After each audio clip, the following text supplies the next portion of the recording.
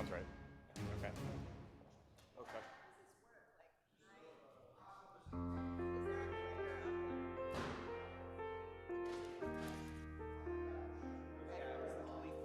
Can I pass these out, Mark? Mark, I know. are we allowed to pass these out? Okay.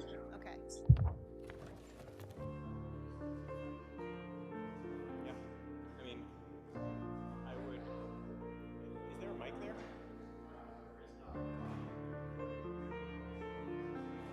mic.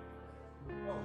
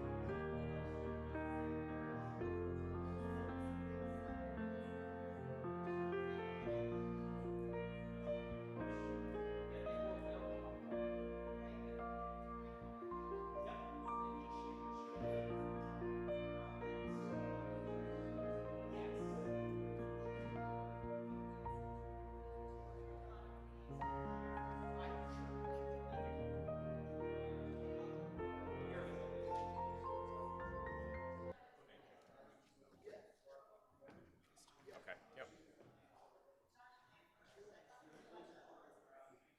No, I think it's just you.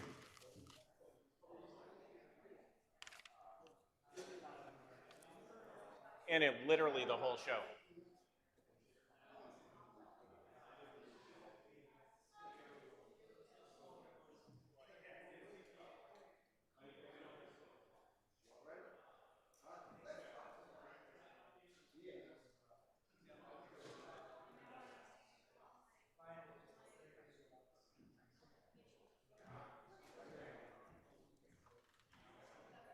I'll put extra ones right on the table for the school committee. Oh, they have it already. Okay. Yeah. So I'll put right here. Okie doke.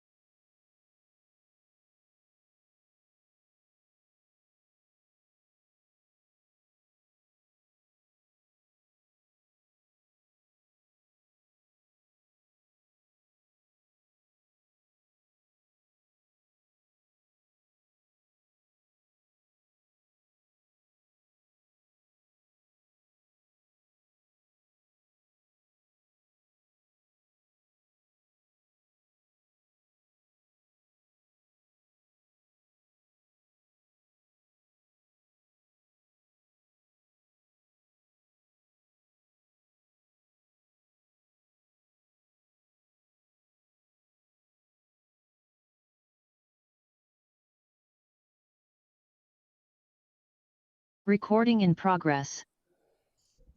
Good evening, everyone. This is a joint meeting of the Finance and Programs and Services Committee, really exclusively for the purpose of taking up the school budget. I don't think, do I need to read the items into the record director? Okay. So the three items on the agenda, which we're all going to handle simultaneously, are 8-24, the submittal of the FY25 to FY29 capital improvement plan. Item 194-24, submittal of the FY25 to 29 supplemental capital improvement plan. And 195-24, submittal of the FY25 municipal/school operating budget. As I said, we're being video and audio recorded. We are joined by several individuals. To start the meeting from Programs and Services, my name is Josh Krinsman. I'm chair of the committee, counselor at large from Ward 4. I see John Oliver from Ward 1 is here. I'll get to online folks in a second. Julian Maliki from Ward 3 is here. Alan Lobovitz from Ward 6 is here. And Councillor Stephen Farrell from Ward 8 is here. We also have Council President Mark Laredo, Councillor Susan Albright, Councillor Lenny Gentile, Martha Bixby. And online, let's see, we have Councilor Randy Block, Councilor Raina Getz, Becky Grossman, Councilor Tariq Lucas, and Vice President David Kalis. School committee members, I know we're joined here by the chair of the school committee, Chris Bresky, Anping Shen, Barry Greenstein. Is that everyone? Did I get everyone? Okay. The one agenda item, the one budget that we're going to be taking up tonight is the school budget. Hopefully, folks have seen the materials both in their packet and online. We're going to get a presentation from Superintendent Anna Nolan, and then I'll open it up for questions that anyone has. And if folks are ready to entertain a straw vote tonight, we can do that. If not, we can hold. So, Dr. Nolan, are you set up yet? Are you still working? Okay. So at this point, I'll turn it over to you, and then I'll be back.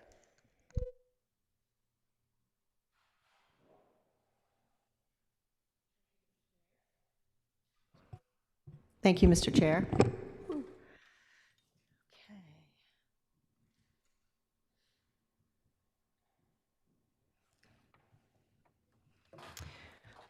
Good evening, everyone. Thank you for having us. I'm joined by the Assistant Superintendent for Finance, Liam Hurley, and School Committee Chair Chris Bresky.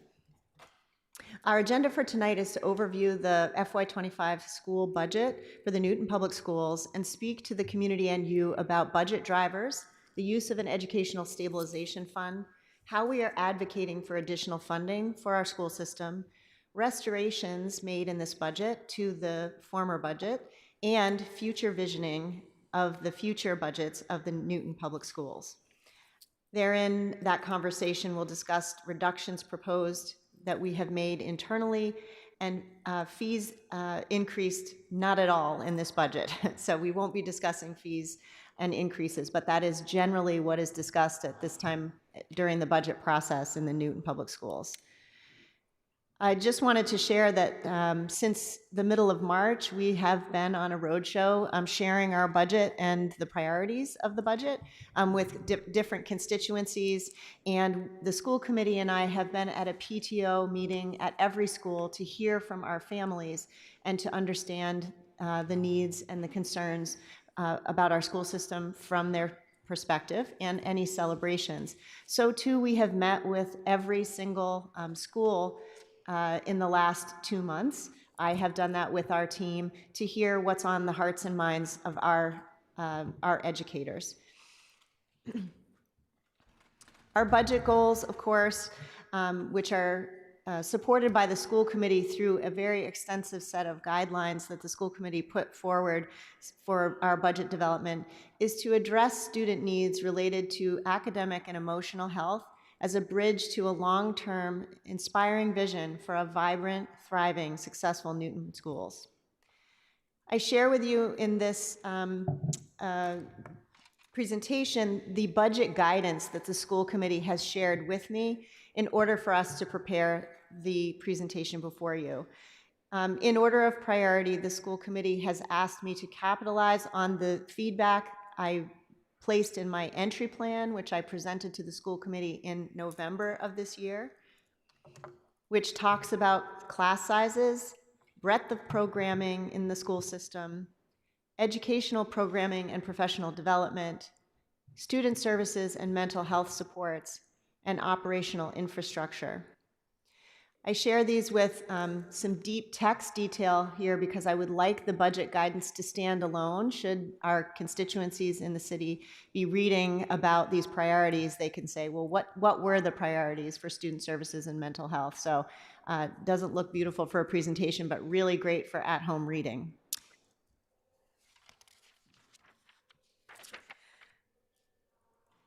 So the FY25 budget drivers this year are constituted by rising costs in items like healthcare and tuitions in out-of-district placements, increased complexity of student needs. Students post-COVID and in the current learning climate are not resolving into pre-pandemic achievement trends as fast as I think the nation or the world had expected. Newton is no exception.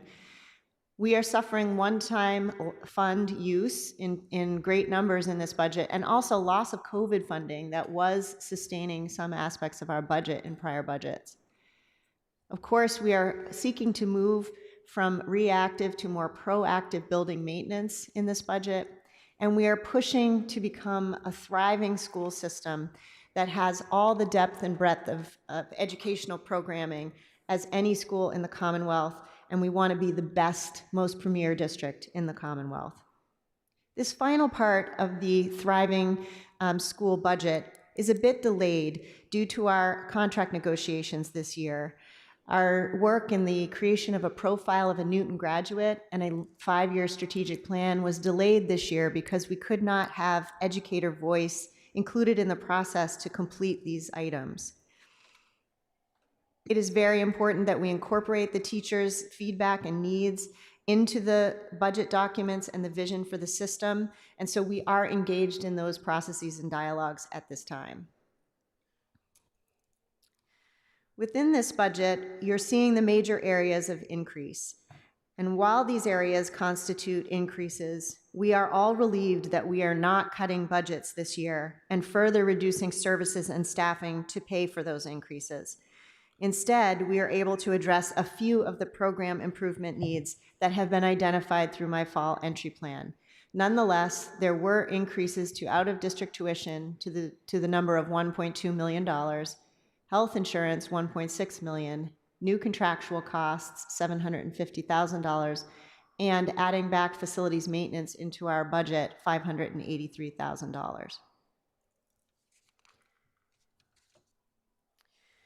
You should note, however, that the budget you are hearing about and that the school committee has approved relies on the use of many temporary funding sources versus a permanent increase to the operating budget.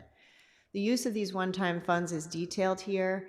$4.1 million from an educational stabilization fund, which totals $22 million. We hope to use over 5 years, depending on the emergent needs of the system.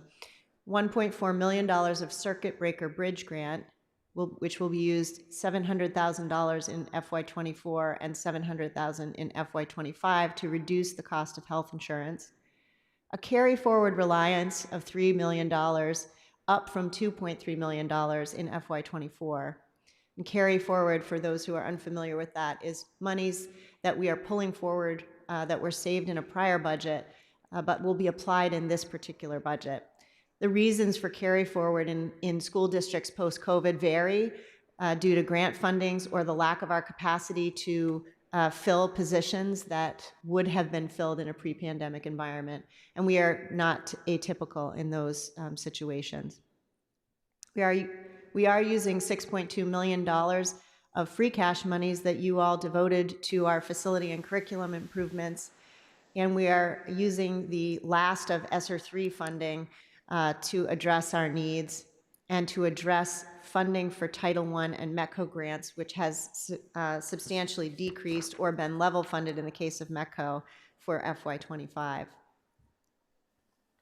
One challenge to the budget is that the two sources of funding I just mentioned, our entitlement grants, Title I and Newton's Title I budget, have been level funded, and Title I has actually been reduced. And since NPS uses these funds for staffing, and with a new contract and increased costs for those staff members, we are not able to keep pace with the increase in these expenses, and so it constitutes a reduction in these two budgets, even if they remain level funded.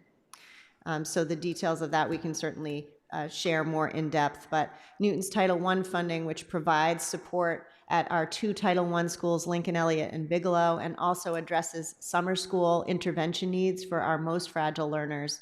And METCO funding is used across the entire district. It is expected at this time to remain level funded for METCO support staff. METCO funding, however, also supports 7 full-time equivalent staff that serve all students in Newton, not just METCO students. So I call that out because there has been some discussion at the state level about changing how we are able to use METCO funding in subsequent budgets. So I fully expect you to see me here next year with the news that we are unable to use these 7 FTEs for any general education student, but must devote them totally to the METCO program. The most exciting part of talking about budgets is that budgets are a statement of our values and vision for the future. And I ask the City of Newton and our staff and all of you, who do we want to be in terms of the Newton Public Schools of the future? As your school superintendent, it is my job to probe what are the jobs and the futures of students 20 years from now. What are we preparing our students to do in terms of skill execution, in terms of jobs that may not yet be created in our own minds? And to that end, I share with you the Future of Jobs Report 2025, the top skills identified for students launching into the workplace right now. The types of skills are categorized under problem solving, self-management, working with people, technology use and development. These types of skills are the types of skills we are now trying to identify through our Portrait of a Graduate work that we are undertaking with our community. We are asking business professionals, higher education institutions, parents, students, and staff, what are the top skills that you feel students must have when they leave us after 12th grade or post-secondary education? I share with you last year's skill report as well, because I want you to know how quickly the top skills are changing. And you can certainly dive into the Future of Jobs reports. They are changing as quickly as the jobs into which our students are launching. Skills on the rise are listed here. Jobs on the rise include careers in hydroponics, aquaponics, microagriculture, professions in sustainability, artificial intelligence, fitness and sports management, just to name a few. As we head toward creating our own profile of a graduate, I share with you some selections from other school districts. The future of the Newton schools is that we will have our own areas of focus that will be our North Star for budgeting, curriculum development, and student preparation overall. So next year, I'll be showing you the very special Newton brand of this particular type of diagram. That will then move to what is our instructional practice model going to look like, so that all families can understand not only what is covered, but how we will cover it. How will we paint the picture for the future for students to exercise and understand how these skills fit into their futures, not just academic exercises, but learning things in order to apply them to future careers. I also just take every moment to plug my podcast, The Superintendent's Secret Sauce, where we are highlighting all the places of excellence that do exist in the Newton schools right now, students, staff, and programs. And I encourage you to listen to it. It's on Spotify. We will complete several rounds of discussion throughout the fall to finalize our profile of a graduate, and we will target goals and a guiding vision for how we will use our budget funds in the future. And for now, as we will each year, we seek additional funding so that we can do our part to add revenue to the budget that we are seeking. We're not resting on our laurels, knowing that we live in an ever-changing city ecosystem with many demands. So we seek other funding and creative options through grants. And I should say to you that our grants office and our professionals have obtained well over $3 million in grants just this year alone to help address some of our key needs. For example, today we were alerted that we received a $100,000 Barr Foundation grant for professional development. So just today, so it's hot off the press, new information.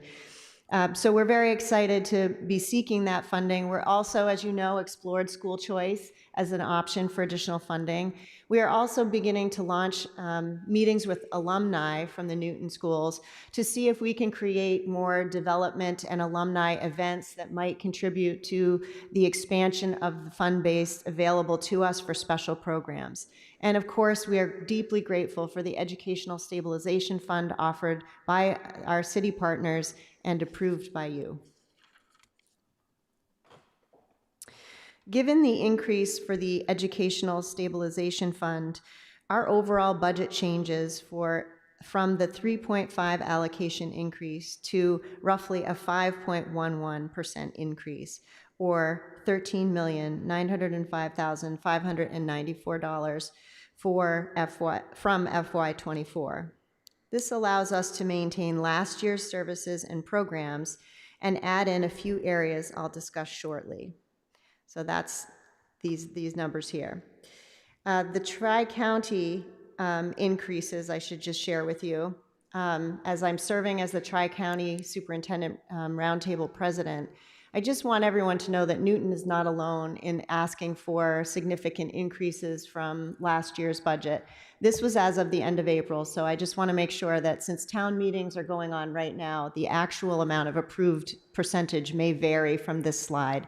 But at the time of the creation of this presentation, this is what our partners across Metro West were asking for increases to either keep level funded from the prior year or to expand to meet the needs of today's learners in their districts. And I share a Boston Globe article there with you to talk about the research the Globe did on that as well. So I describe our budget this year as a level service plus budget because this budget stabilizes some needs that the district has and works to set the table for the future vision and needs that I described before, and it further strengthens our programs and services. In the level service budget, it allows for additional social workers at all elementary schools, therefore allowing students who may be in crisis not to have to wait 2 days to be serviced by a mental health professional to assist them. It allows for meaningful restoration of class sizes, low class sizes for STEM, meaning science, technology, engineering, and mathematics classes at our high schools. It does restore some elective options as well in the STEM areas. So I offer to you that in the budget cuts in the recent years, electives were fewer and more far between, and so students' schedules were not filled with electives, and it left open spaces in their schedule. There will be a significant and meaningful reduction in that type of story being told at our high schools in the coming year with the approval of this budget. It allows for meaningful inclusive education with expanded programming slots for students with disabilities. Many of you city councilors came with me to visit our preschool classes, which has been expanded would be expanded with the use of these funds. The use of assessments and screeners to track student development of social emotional skills and competencies. So when we're talking about reducing the complexity of student need, it is also about assessing and taking regular temperature of how are our students doing in terms of their mental health, and those assessments did not exist prior to this year. Very important towards our movement towards educational excellence is the implementation of benchmark assessments in mathematics and English language arts in grades K to 8. We have received a significant grant from the Department of Education, which is called the High Quality Materials Grant, to address the need for these assessments for 3 years. And I put a question mark next to the grant because that is not something we want to keep in a grant-funded situation after 3 years.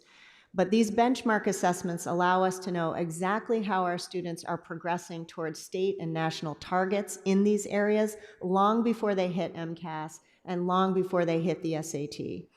So we're very excited to be able to provide that and to start to train our teachers on how to understand those assessments and use them to drive more targeted teaching and interventions. We are able to level experience and break-fix resources for instructional technology and infrastructure, so that's sort of a level experience in this budget. It does allow us to continue to provide reliable and secure network services and operations in technology. And this budget also restores charter maintenance, which allows us to focus on a proactive maintenance of our buildings versus only serving those things that are broken or that we must react to. The city has also mightily invested in the schools in other big ticket areas, such as maintenance and building construction. Much like the operating budget, building projects also work to set the table for designing and visioning our instructional program of the future and ensuring that we have the space to house the complexity and range of today's academic, social emotional learning, arts, and wellness programs. Some key additions and restorations that stabilize the system this year are added to this budget as well.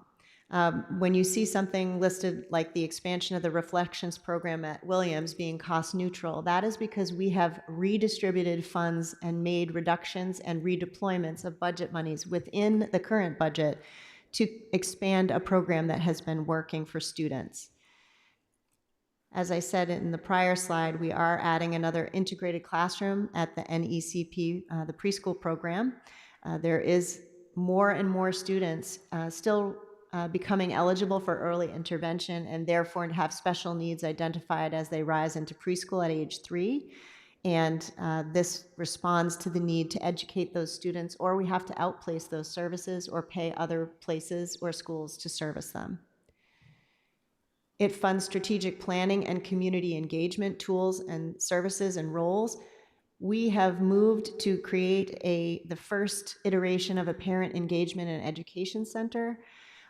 These are the tools that we would like to use in order to engage students and families in multi-languages. So we are transitioning to a product that allows any family to subscribe to our messages in the language of their choice, and they don't have to have special technology to do it. It can be texted right to their phones. This is one of the best practices in multilingual communication, and these software and services allow us to be at the tip of the spear in communicating with our diverse populations. This budget also restores some per pupil school funding and professional development for our staff, and of course the charter maintenance items that I shared with you before.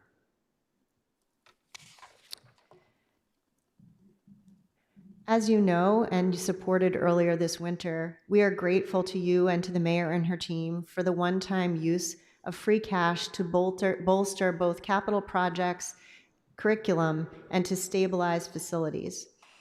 This totals $6.2 million of additional funds for the facility improvements. And specifically, I want to call out the $925,000 for curriculum, teaching, and learning investments, which are severely needed in order to upgrade curriculum to come into alignment with current Mass state frameworks and best practices. This capacity has generated a lot of excitement within the school system. Here I share with you a tale of 5 budgets. I wanted to illustrate for the community what would have been had we decided to, had we been forced to stick with the 3.5% increased allocation for our budget that had been discussed earlier last year. And I wanted folks to see what would constitute a truly level service budget, and that would be approximately $3 million less in budget and additional funds necessary to complete our contract negotiations and deploy the kinds of strategic improvements that were noted in my entry plan and in the school committee's guidance to me for the budget. So the middle here at the 5.11 budget that is before us on the table takes us to a level service plus, and we are truly grateful to be able to make this movement to stabilize and target strategic investments and include some restorations from prior budget cuts.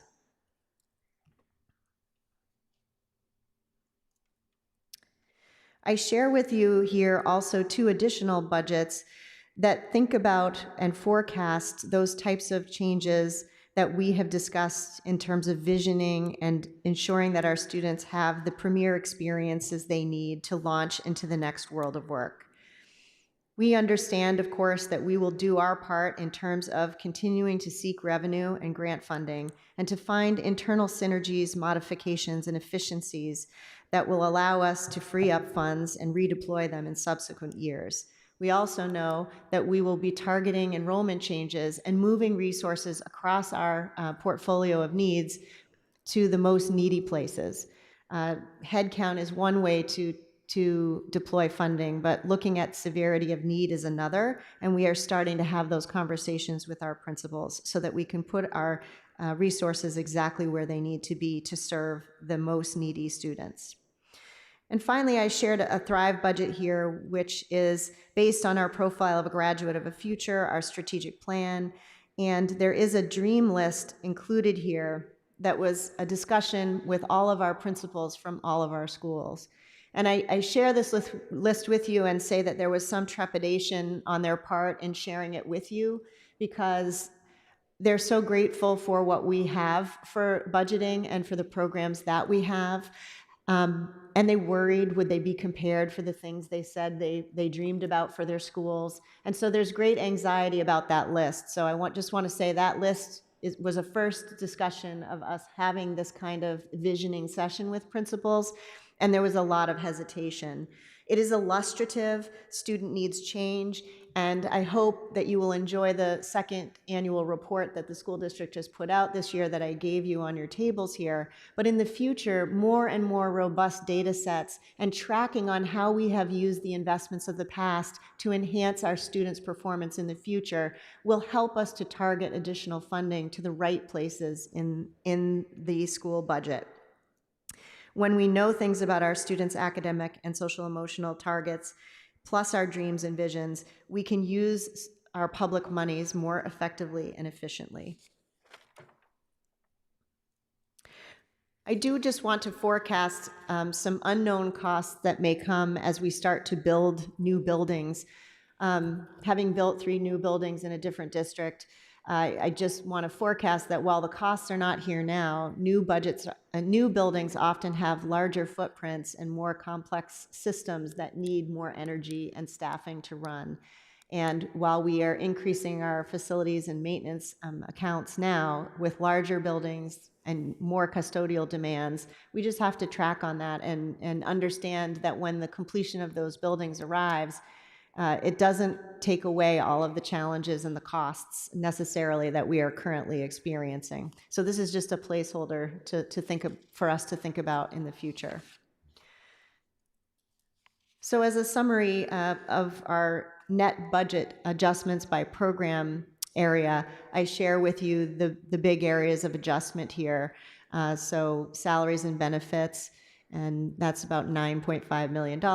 Elementary education is adding 5.3 positions in order to address elementary intervention needs. This is sometimes called MTSS in our strategic plans, which is the Massachusetts Tiered System of Supports, which allows students to get interventions along a continuum prior to becoming eligible for special education needs. When good MTSS is in place, in theory, school districts reduce their special education costs. Secondary education, that's middle and high school. This deployment goes specifically to high school STEM classes that we spoke of before, $1.5 million. 1.5 staff members to teaching and learning and English language learning. No positions to the IT and library, but those are the programmatic enhancements like infrastructure and replacement of staff laptops that you see there.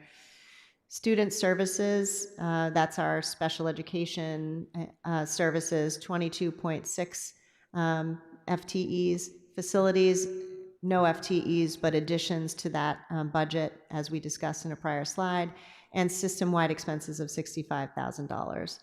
Total budget increased net of Education Stabilization Fund, $9.8 million, roughly. These slides detail specifically how we are using those additional funds and the Educational Stabilization Fund, which I cannot underscore enough will allow us to immediately strengthen the quality and strength of programs and interventions next year right away, and providing needs-based allocation to take steps towards putting resources where those needs are greatest. So the class sizes at elementary school under this budget proposal are favorable. There are 0 classes at this time projected at 25 plus, and many are well below 25 at this time. Now, summer's a funny time, so I just want to say you can look at our elementary array as of last week. It was published in our school committee memos, but a lot of weird things can happen.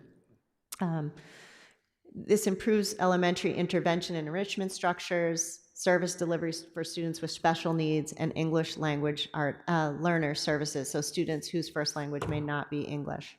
Improved opportunities for educator collaboration and planning, and allowing us to make systematic, targeted resources, but it does not restore previous cuts. For example, it does not restore the kindergarten aides to the level they were at previous budgets, nor does it restore assistant principals at the elementary level. However, all of these green circles are the places that these investments will make a difference. And this is our elementary assistant superintendent made this graphic to show that these are all the functional areas of elementary school. So the investments you make in this budget do hit a great number of people and students and services within elementary schools. In terms of secondary school, so middle and high school student enrollment has been adjusted and teaming has been adjusted accordingly. Class sizes are stable and are at levels, as a longtime middle school principal, that I think any district would find to be enviable. The Education Stabilization Fund at the use at the high school level does restore us to legitimately appropriate class sizes in science, technology, engineering, and mathematics. It does have level funding for literacy support, tiered interventions, career and technical education, and other academics, and level funding for extracurricular athletics, clubs, drama, and music. In terms of the high school, we will remove all of the high class sizes. Just yesterday, I was poking my nose into the scheduling. Just so you know, scheduling rolls right through the end of May. So for me to give you class sizes at the high school right now would be slightly premature. But I can tell you that the issue of the 27 to 32 children in those classes will not be existing anymore. Now, there may be a one-off or two section here and there where this might happen because a student's combination of classes or a section of students, you know, they can only get orchestra period 2 and then period 3 they have STEM class. There may be a one-off, but it is not every class, which is what we were seeing in this year. It maintains school counseling ratios as they are today. In terms of the secondary world, our secondary assistant superintendent put together this graphic of all of the cost and service sectors of the secondary schools, and this budget helps to increase services and supports in these areas.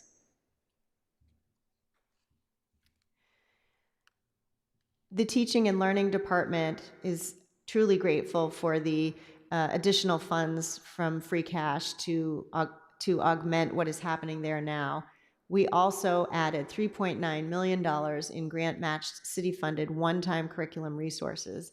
The investment that Mayor Fuller made in funding the new literacy program last year allowed us to vie for another grant because we could demonstrate that significant matching funds from the city had been deployed for use in literacy.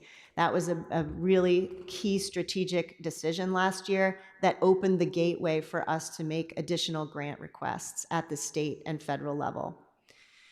Next year, we'll be conducting an internal math curriculum review, grades K to 12, and so the funds in this budget allow us to do that. We will add a staff leader in the English language learner department focused on instruction to meet the needs of our rising English language learner population. It is the fastest rising population in Newton. SLIFE students, or students with limited formal or interrupted education, are students who may be migrant students or students who have not had sufficient formal schooling from some countries. These students are starting to increase across the state, so Newton isn't atypical there, but there's specific instructional demands when you have a 15-year-old person who is at a pre-reading level. You can't stick them in a kindergarten class, you can't stick them in a 10th grade class. There has to be a combination of supports that are both age appropriate and teach their skill need where they are.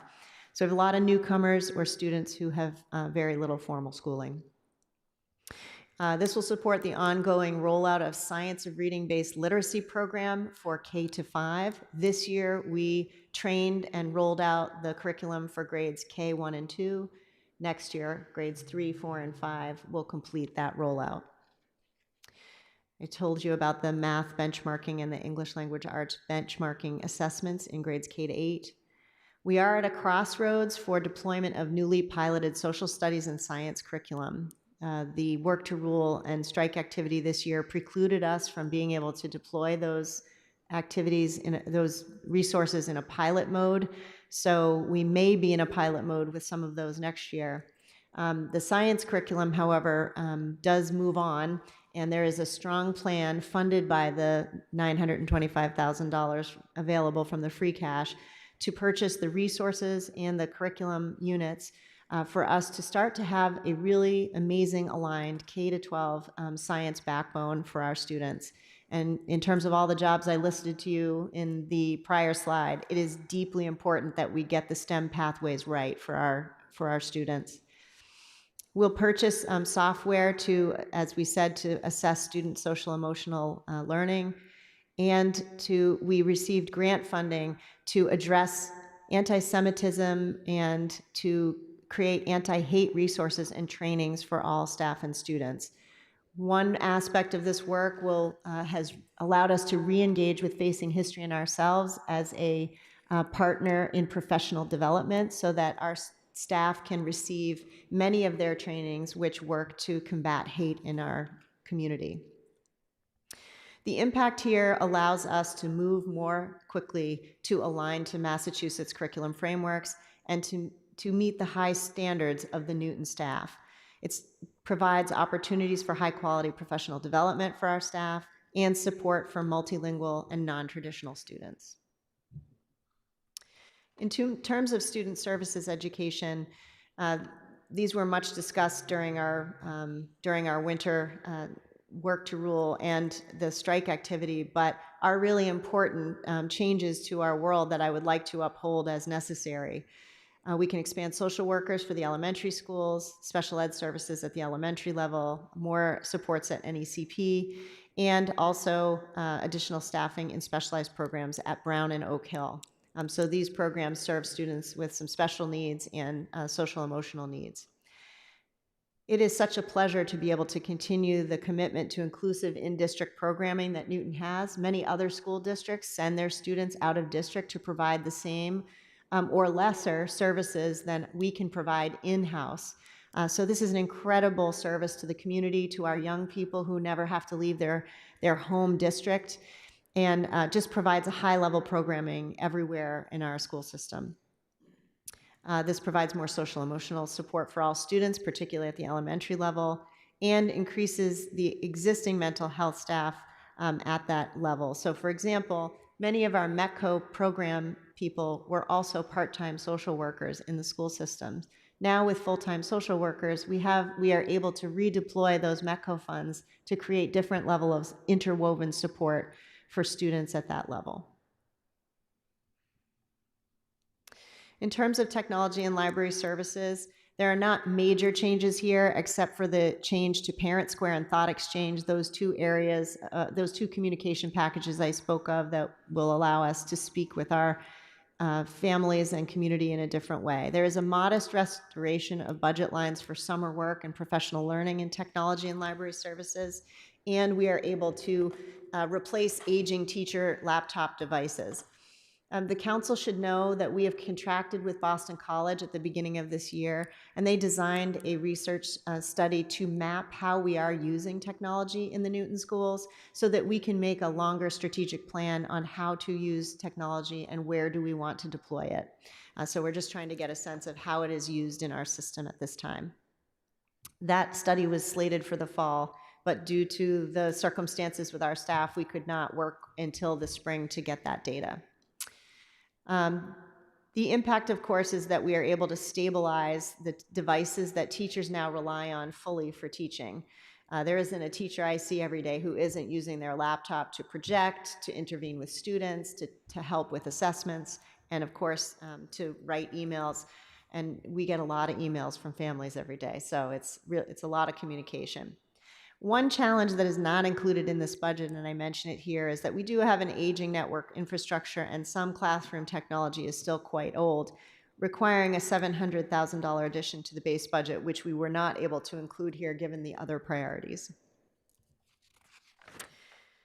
And then, of course, in terms of maintenance, I shared that we're restoring the charter maintenance budget so that we can move towards a stewardship model versus a reactive maintenance model.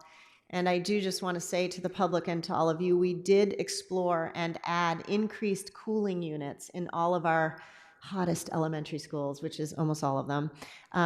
So I did spend some hot, sweaty days being in each of the buildings on the 90-degree days. Just, I needed to see what that was all about. Our facilities group then had to test what was the load that our buildings could bear in terms of additional cooling systems, and where are some strategic places that our principals feel we could make these cooling stations, so that, like many other schools across Metro West, teachers can cycle into cool areas with their students. And it's just how it is in our system right now, right? The weather is hotter than it used to be. And the buildings are not climate controlled, and our culture is used to climate control in almost all other places. So that combination, of course, isn't always great, but we now have more cooling units per school at the elementary level to address these issues. The impact of adding these funds to the facilities budget means that we're a little less reliant on one-time funds in this area to help to address ongoing maintenance. And it does allow us the flexibility to respond to building-based needs. It's still not enough to address every list of backlogged maintenance needs. So I've had a funny email exchange with a parent recently who's like, well, you got the money from, for charter maintenance, you can do all the things now, right? And I was like, nope, those aren't all the things. That's some of the things, but so I just want to level set public expectations that we are trying to work through the most acute needs in the quickest manner possible.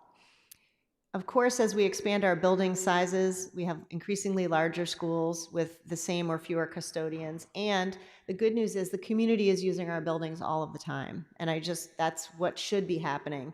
And so I know there was this article out there about custodial overtime and all of that. And I just want to remind everyone that school rentals pay for 65% of overtime, not tax dollars. And more activities with the community involved mean more overtime. And we did have a staff cut by 2 custodians in recent years. So that does mean that more of the other folks have to pick up those hours. But community schools are good for our community and using our schools. So this is an investment in the community. That's how I see it. And lastly, just to speak about administrative changes, we have not added additional funds in the area of administration at all. What we have done is revised roles within existing positions and redeployed our current administration to focus on the following areas: family and community engagement, tiered systems of support, special projects, which this year will include a special focus on professional development, summer school and targeted intervention support, professional development, and distribution of support staff. I have asked the staff to hit a master's plus master's 5 or 7 years of experience except in hard to find roles. So what that means is I'm asking folks to try to come in under our personnel projections so that we can personnel salary projections so that we can do our part to deploy additional funds to programs and needs of the future. I don't want anyone to worry that this means we get less quality teachers. Good teachers come in every experience level. But it is very difficult when we have to compensate new staff coming in at a higher level than what we budgeted for. So we are just really checking with everyone. It's called position control. We're checking with everyone. If Liam wants to hire someone, I'm asking him, does this fit into the budget slot we made for it? And so that's a shift for our hiring managers. But I want you to know that we are looking at every hire and we are looking at every cost. so that we can come in at or under budget expectations to do our part in the city financial ecosystem. We have been able to create an expanded role for family and community engagement, which is one of the major outcomes of my entry plan, that families really want more engagement from us, more transparency, and more communication. And also support for a more data-driven approach to clarifying our vision for student achievement and success beyond graduation. Families want to know, how is my student doing? And I want to be able to tell them, and our staff want to be able to share information with families in real time. There's less room for addressing new issues and ideas that come up within a typical school year. We don't want to have to anticipate this much turnover savings and this much reserve up front. That makes it tight, right? So it makes Liam sweat when we have some emergency because we've had to rely on so many so much turnover saving and so much carry forward. It just makes us a little nervous about those unexpected emergencies. And that concludes our budget presentation. These are all the hearings and meetings that we have held on this topic. And just want to keep our eye on the prize, which our job is to grow minds, hearts, and bonds for a bright future so students can independently and safely navigate the world, and in doing so, change it for the better. And I see that in our Newton students all of the time. And thank you for your time this evening, and I'm happy to answer any questions. Thank you, Dr. Nolan. We'll see if there are any questions. I'm not so sure. There might be. I want to acknowledge that since I last mentioned it, we've been joined by Councilor David Mickley, Mayor Fuller, and Councilor Wright online. If anyone else comes along that I didn't see, let me know. Councilor Gentile. First of all, thank you for a very detailed presentation. Couple of hopefully quick questions. Can you speak a little bit more about the carry forward reliance, I think you called it, of I think it's $3 million. Are those turnbacks that you're anticipating for this year that you'll be able to carry forward? Are there some revenue sources like grants you were anticipating that didn't show up that should be coming in? Is it those kinds of things? Thank you, Councilor Gentile. Yes, so the carry forward is really money that we have not spent in FY24 that we bring forward. We bring it forward through the circuit breaker account. So when we don't typically turn back, we turn back to the mayor in the city of typically $50 to $100 per year. But that amount of money, if we have savings and a projected savings, we're allowed to carry 1 year's worth of circuit breaker money in the circuit breaker account. And Dr. Nolan explained a little bit, that might be due to basically savings, attrition, further attrition, open positions we've had. So we've had some savings. And this model of basically using prior year money to balance, we've been doing this now for 3 or 4 years, between $2 to $4 million. Ideally, we would not be in that position. We're a large district. This is almost, up to almost $280 million. So this is it's a percent or so of our total budget that we're saving, bringing it forward and helping us to balance that budget. Does it include any carryovers from, say, prior years, FY23 or anything, or is it all anticipated in this year? So the rule with circuit breakers, you've got 1 year additionally to spend it. And again, we can only technically spend that money on special education services. So there's one particular line that we actually use to kind of fluctuate on our budget. It's our tuition, our out-of-district tuition line item. If you look at the line item detail, it's actually only $5 or $6 million. But the gross cost of that, what we're actually using to send the students, and we have about 115 students that go out of district, which is really an amazing number. There are districts half our size sending more students out of district. But that number, that gross number, could be upwards of $14, $15 million. And so we use that money to basically lower our tuition line in our budget. So, and again, the rule with circuit breaker is that you have to use it in the following year. So we're not carrying it year over year. That's really the first money that we have to technically spend from from an audit perspective going forward. Okay.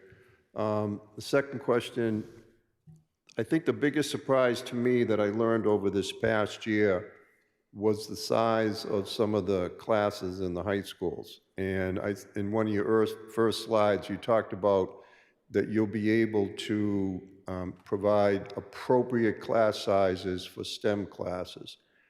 You went on to explain that you don't know exactly what that number is, but you gave us an idea. So, I mean, that's fine. I get it. What I was wondering about, do you have any idea of the electives that you've lost that you might be able to bring back? Yes, the high school principals indicate that all the electives that were previously cut will be restored in this budget. Okay. I don't know which ones were previously cut. There That's the were a problem. lot of science, technology, and engineering electives. Okay. I do want to just forecast some challenges moving forward. So the largest classes are hitting the high school within the next few years. So we may have similar issues with our humanities courses in the future. So just how scheduling works, you bring them down in some areas, it may create bubbles in others. So I'll be looking at that in the coming years. But we did create a side letter working agreement with our union to explore this very issue in the coming year so that we can give appropriate budget recommendations for the budget after that working group. Okay. My other question, the Newton Early Childhood Program, you talked about a new integrated classroom. I believe my daughter was in that program or something similar years ago. It was in the basement of the administration building, correct? Correct? So back in those days, we had a collaborative and there were kids from, in particular, Brookline. Is it all Newton kids now, or do we don't have any kids from other communities, do we? I don't believe so, no. Mm-mm. Okay.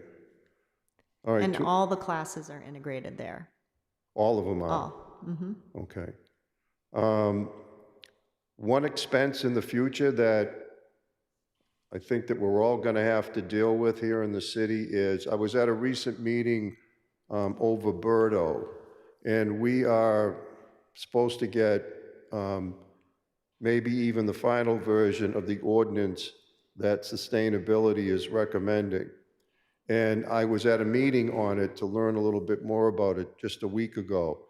And the thought that crossed my mind, we were talking about some private buildings, but the schools are going to have to comply, as are the rest of the city buildings. Have you started to deal with it, plan for it? I mean, we're going to be in better shape because we're going to have some newer buildings, but we've got some old buildings that are going to be a challenge to meet some of these standards that we're setting up. So is there planning already going on? Thank you. Yes. So some of these are going to be really challenging, kind of future sustainability initiatives that are going to hit. I know Josh Morris is keenly aware of these regulations. Our new buildings, Councilor Gentile, are going to be basically compliant. As we tackle these buildings, I think that's going to be our chance to do it. Our budget in its current form is not going to be able to kind of tackle some of the initiatives that lays out for us on those buildings. So it is going to be a challenge. I think a citywide problem that we're going to look at.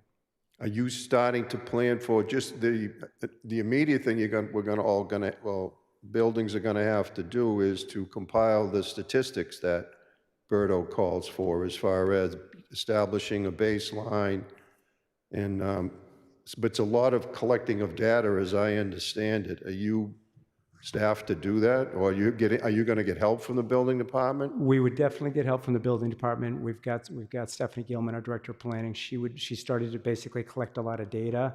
You're also maybe aware we've actually just conducted a little bit of analysis with Perkins Eastman, just looking at kind of our base buildings. Our facilities department also has a lot of data as well, but we certainly are going to need to invest quite a bit of time, potentially some outside help, but we've got a lot of information ourselves. Okay, my last question is, there was a recent arbitration case. I know that there was an email that was sent out where, I'll tell you what I know quickly, and then you could, if you could just amplify on it. The teachers union filed a complaint about the number of aides in the kindergarten classrooms. My understanding is an arbitrator ruled in their favor. which could require, now I know that you have, that the school committee, I believe, or school department has appealed that decision, so there's nothing that needs to be done immediately, but there's the potential for having to add back as many as 14 aides. That's not inexpensive. The problem is that it just happened, so it's not in your budget now, and it's certainly not in the city's broader budget. No one was planning for it. So can you talk, I think it's important that my colleagues know about it, because it could be coming back in some form. So can you talk about that a little bit? So the school committee and I have not been able to have a public meeting about the financing and budget aspects of that decision. So there was an executive session decision to appeal the arbitration. I just feel that we have to operate as if we are going to have to restore those aids. So those are conversations that we are going to have. So that's approximately $830,000 to restore the aids for the current ratio that we need. We're in the middle of staffing the populating the elementary classes right now. So once we have that enrollment, we'll know exactly how many aides this would constitute. So that is, I think we all have to be prepared for that possibility. So the issue was one aide for every classroom over 14 students, I believe. And I think last year, if I heard correctly, you were doing one aide for every 2 classrooms. They would split their time. Is that basically the difference? Roughly, unless there was a complexity of need within a particular kindergarten classroom that also demanded a full-time aide. We really I would like us to get into the habit of thinking about deploying resources, not on body count, if you will, but on complexity of need. That said, it says it in our contract, and it's been upheld by the arbitrator, so we want to follow through on our contractual obligations. Okay, but the staffing that the It would union objected to was in place last year. It's not something that you just decided to implement this year. It was already in place last year. It was in place for this year. Last year, there This were meaning this current year. FY24. Right. So it's not something new in FY25. You basically just did the same That's level of right. staff. Okay. Thank you. All right, thank you, Councilor Gentile. Councilor Albright, followed by Oliver. Councilor Albright. Thank you very much, and thank you for that really informative presentation. It's hard for me to believe that you've only been here for a year. It's amazing, because you have such a grasp on, where we've been and where you want us to go. And it's just a pleasure to listen to the whole presentation. Thank you. Councilor Gentile asked one of my questions, which was about electives, so I was glad to hear the answer. And my other question had to do also at the high school level with respect to if STEM is getting, good class sizes, what's happening to English, history, and the AP classes? Will they also be? So no, in this budget, they will remain status quo, which there are some high class sizes, particularly in AP, say, lit classes and those types of classes will still be on the higher side, but not necessarily as high as the STEM classes were before. I also just want to say the STEM classes also present, I don't know, some of you joined us at South, but 20 kids in a lab at South, just based on the way that they are structured, is really, is a lot of kids, just because they're skinny labs and the tables are large that are built into the floor. So it really just depends on the room for sciences, but 27 to 32 is just way too high for a science lab. Can you do a literacy class at the AP level at 27? Yes, you can. Do we want that for the future? No, I don't, but we did not address that in this budget. Okay, so we have still a ways to go. But thank you very much. That's all I have. Great. Thank you. I want to acknowledge that Councilor Grossman has dropped off the online chat, but we've been joined in person by Councilor Grossman. Councilor Oliver, followed by Councilor Bixby. Councilor Oliver. Great, thank you, Chair. So fabulous presentation, echoing my colleagues. So much so that I don't have to ask the question I've been asking all the departments this year, which is, hey, if you had $1 more, what would you spend it on? I got it. Good. Thank you. I can go for more. Yeah, and I should say not just $1, but some more dollars. Got it. Although it's interesting, nobody ever took me up on the $1 only option. Anyway, missed opportunity there. So I've got just a couple of questions, one of which is completely in the weeds, so I apologize for this. I noticed somewhere in here we've got 58 plus or more than 58 individual health plans. And that number just struck me as really, really big. What is a health plan in that regard? And it's okay if that answer's not available to me right now, but Is this under nursing? no, it wasn't, if you're gonna ask for a page number. Oh, not too bad. I'm on page 18, health insurance, it's like the third paragraph in. Sorry for being so in the weedsy here, but that number just really leapt out at me.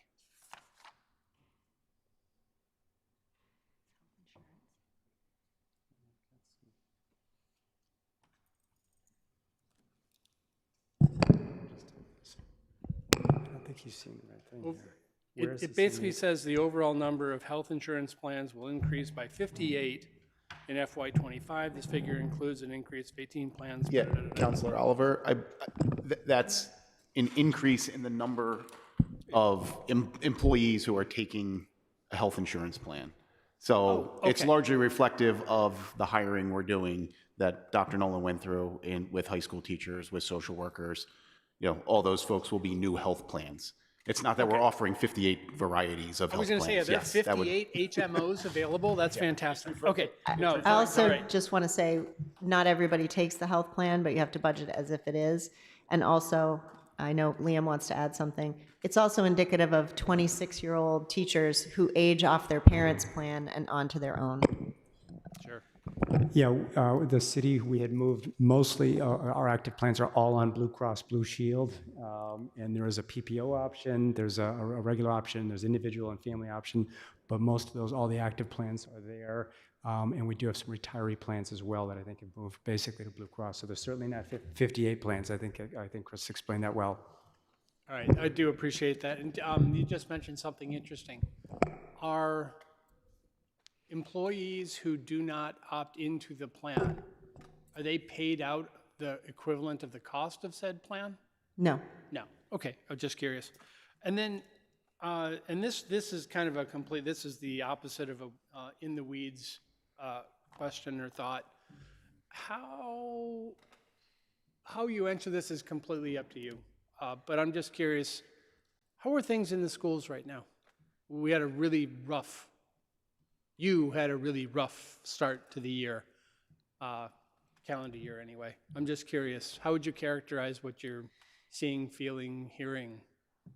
We have incredible people working in our school system, and the great news is that since the strike concluded, I've been able to visit every single building and hear from every single faculty and sit with them and cry a little and rage a little and hear about what is needed. But it is such a gift to be able to have come through this really tough time and to all be pointed towards a better future. That's how I see it. Are there difficult things? Sure there are, but I think everyone's pretty committed to finding a way to heal from what we all experienced, and lots of requests for what are we gonna do as a city to come back together. Will the families come back into trusting us and to having faith in our organization? I think that families should. I really feel like we need to, as a city, and the mayor and I have talked about this, you and I have talked about this, Councilor Oliver. I don't think we should just leave it to the summer to let it wash. I think we should have real conversations about what it means to work together in high conflict, high energy, high intellect city without creating more conflict and vilifying each other for having differing opinions. That kind of high integrity, high trust behavior is what everyone is craving. And I don't have all the solutions, but I certainly will roll up my sleeves and get in there. I think teachers have a lot of good ideas, and I think they're teaching kids how to do that kind of collaborative work in the schools. We're not perfect, but we really care about kids, and we want to model for them the very things that we want them to take into the next generation workplace. So I challenge us all to think about what are the ways that we could come together as families, as teachers, and our students to really air this out and create a different way. And I think we're really well poised to do it. In terms of relations with the teachers union, we are in a really good place. Joint labor management has been very productive. We kicked off our elementary working group today. We have been quite positive. We have undertaken at least one session next week with an arbitrator that we all agreed on, who is a mediator, who is going, she's an interest-based bargaining trainer. That's how we all know her. But she's coming to help us decide how will we move forward and negotiate better next time. So that's on the 14th, and I can certainly report back to you how that went. But my assumption is everybody's working really hard to make everything not a repeat of what has just experienced, what we have all just experienced. That said, I want to say, as I am able to hear about the working conditions of teachers from their perspective, I will be amplifying that voice very loudly because I have not been able to do that. Just as I have given you transparency about the finances or the programs or perspectives from parents, I owe it to my colleagues to do the same. So I'm really trying to accelerate on that because I haven't been able to do it. And I'm just learning incredible things about the skill and depth of our staff and the depth of their needs. And I do think that some of those needs were under the moment that just has passed us by. And you can count on me to bring it up early and often so there's not a lot of pent-up anger and upset about it. Great. I think I speak for everybody here and at home. Amplify away, please. It's good to hear that things are on the right track or at least getting there. Thank you for everything you're doing. I really appreciate it. That's all I had, Chair. Thank you. Councilor Bixby, followed by Kalis. Councilor Bixby. Thank you, Mr. Chair. Thank you, Dr. Nolan, for the presentation, and thank you for addressing the air conditioning question. It's like you knew what my first grader wanted me to ask tonight, so I appreciate that. And I will, I guess, start with facilities. I asked about this in the CIP hearing more broadly, but can you talk a little bit about how you all are thinking about, they might be kind of the 6 schools that are, in need of significant amounts of work. It seems like some of them have about 10,000 in charter maintenance, which is excellent, but isn't going to solve a lot of the problems. And I know they're often in the category of unexpected problems that might arise in terms of facilities costs. So thank you. Well, the school committee has received facilities conditions reports which rank the condition of our buildings. And in a meeting coming to you in the future, I think it's June 10th or 24th, the school committee will be talking about what they would like to communicate to the public about which buildings and in what order and what is the plan, so that families can understand what is the future of their elementary school. I don't think it's realistic that you're going to know like when the seats at X place will be changed or the windows or what have you. But I think what you'll hear from them, and certainly our chair can opine on this as well, what you will learn is the order of priorities so that we can then decide each year where those capital improvements are going to go. I just also want to say to you, we're trying to get our hands around things like furniture inventory, replacement cycles, so that and laptops, like all of these things, we owe you, the community, a regular mapping of what is to be replaced and repaired in what year, so that we as a system can plan and make decisions accordingly. I don't want it to be a surprise when all the Chromebooks expire on a certain date and we're suddenly before you like, none of the 7th graders have Chromebooks, or there's suddenly, all of these, bookcases at one particular location are rusting out. We should be able to come up with regular plans for replacement and recycle. So those things are in the works, and I think that people are doing their level best right now to do that, and I just think we need to document and map things. It's really hard to do. A lot of systems can't keep up with it, but I think we're gonna get there. I didn't know if you wanted to add anything about priorities. So the school committee, as I think you're all aware, there was the Ward Underwood Task Force, and that existed pre the pandemic, was sort of reincorporated after the pandemic, but The committee kind of came to the conclusion that you can't look at, any of these buildings in isolation.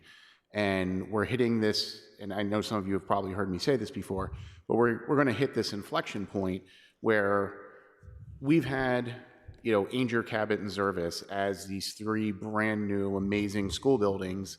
And, boy, you were one of the lucky ones if you got to go there. Now that you're going to have a new Countryside, a new Horace Mann, a new Lincoln Elliott, and a new Franklin, you're going to have approximately 2/3 of our students in brand new, beautiful buildings, and 1/3 of our students in buildings that, quite frankly, aren't built for modern day education and don't have some of the most basic needs that you would consider. Just psychologically, that's a very different thing to say, now you're not one of the lucky ones, you're one of the unlucky ones. I don't know what the solution is going to be, but our goal is to really define, what it means to be, what a neighborhood school is, what the importance of it is, what the intangible value of that is, because it's an inefficient model, but it's the model we've had forever. It's the model we're already starting to rebuild. And how do we manage that for, long after I'm gone, but it doesn't seem like there's a real good, decades-long, generations of student run rate where you're going to have 1/3 of our students going to really inferior buildings that don't have cafeterias. That doesn't feel like a sustainable solution. So I think our goal is to kind of put together a blueprint of what that might look like and how we're going to go about tackling that problem. But it's also going to then get back to the issues like Ward and Underwood. What are we going to do? How are we going to manage that? I think, realistically, if you think about it and say, well, look, because I know the Ward community and I know the Underwood community, they worry about this in the sense of like, we feel like our school could be gone in, any 6-month period. And I mean, if you just think about it logically and say, well, if you were going to, let's say the answer was you were going to consolidate those two into a new building, and I'm not saying that's the answer, I'm just saying that's obviously one of the potential solutions out there. If you made that decision today, that's probably a decade away. We've got 4 school building projects going on. We don't know when we'll next get MSBA money for another project. Logistically, the capacity to just manage another project, I mean, it's not something that's going to happen tomorrow. These aren't going to be tomorrow's solutions, but we need a plan in place that is going to address how we're going to deal with this over the very long term. Thank you. It sounds great to tackle it both on the shorter term and the longer term pieces right now. And I think we all look forward to partnering with you on those conversations. More specifically, I've been closely following the conversation about technology use in schools, and you have had some interesting presentations recently, both about conversations at the elementary level and policies at the middle school. How can we support making sure that there's, at the very least, funding? I know there are implementation issues, but funding for the pouches or whatever kind of tools we need to enforce these policies for next year. So we have been challenged by the school committee to develop a strategy and to bring them policy considerations. I'm not a big fan of the school committee telling us the details of a policy. I would like them to challenge us. We will bring a broad policy and a set of procedures to be voted through our student handbooks on behavior. Many districts operationalize their device management through their acceptable or responsible use policies. So we have many options for how we can tackle this at the policy level. At the procedural level, we must have principals able to follow through on whatever it is we decide. So since we have not undertaken that conversation with principals except for Principal Day and Principal Turner at the 2 pilot schools, we now will turn to the principals and say, what is sustainable? Because remember, our elementary schools no longer have assistant principals to do the things like yonder. Now, luckily, we don't have the same level of tech problems at the elementary that we do at middle and high. And we have open campuses at the high school. So there's going to have to be very different strategies for each level, and the principals are best served to advise us on that. We have heard loud and clear from the community that we are concerned about student tech use and the manner of it, so we will respond and come up with a sensitive solution for each level. So is there funding for that, or whatever might need to be done next year? There here? is not. There is not. Okay. I need $1 million. Or it's something like 50,000, I think, so maybe we can try and find that. Last question for now, I think, is you talked about restorations from last year's cuts at the elementary and the high school levels. I believe, if I'm remembering correctly, there were also some cuts in the middle school level in terms of cohort sizes and perhaps guidance. Can you speak to whether or not those are in place and if there's any possibility for restoration? So there were no restorations for the middle school in that regard. Of course, as a longtime middle school person, the shock to the system for the middle schools was moving from full 4-person teams to 2-person teams, which, while new to Newton's experience, is typical for many middle school programs. Right now, the class sizes do not appear large to me, but I was at Day Middle School yesterday, and some challenges were shared. They are not reflected in this budget, and we'll certainly work with our middle school principals to mitigate those challenges. And there are many ways we can try to do that before we are adding back staff. Thank you. I am worried about the clubs and after-school activities, but I just need to see how that shakes out post work to rule to see if that's a teacher energy issue, and that's not to cast aspersions on teachers. It's hard to pick up a club in March after, it's just hard to get momentum. That's the busiest time of year. I just think there's a lot on the shoulders of teachers to recover and to teach everything to the end of the school year. I can't tell if it's that or lost opportunities, but I do think that's something we want to think about for our elementary and our middle school children, is the breadth of offerings that we have in the city for those young people.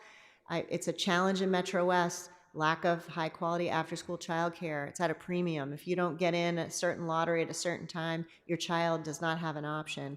I think we can do better as a city in terms of providing those options, and we'll certainly do our part, but I haven't been able to explore those yet. Thanks so much. I just want to add one thing on the phones and devices question.